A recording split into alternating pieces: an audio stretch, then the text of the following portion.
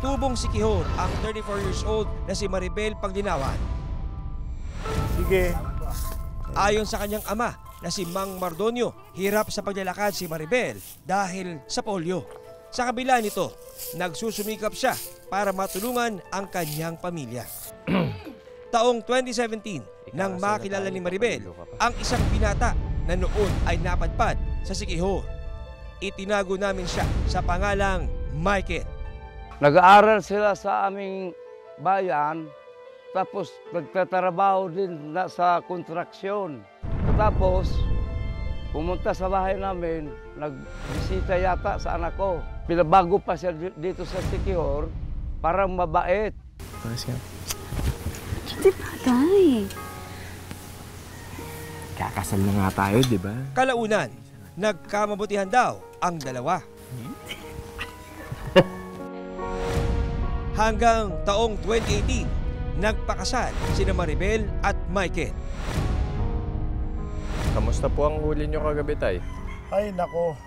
Kakaunti lang. Ang lilit pa, kaya pinadaing ko na lang. Ayon kay Mang Mardonio, pansamantalang nanirahan sa kanilang poder ang mag-asawa.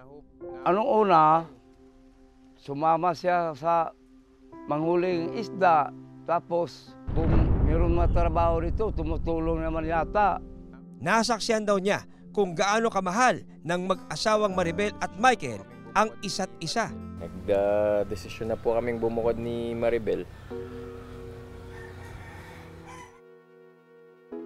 Ang sa akin lang, alagaan mo sana si Maribel.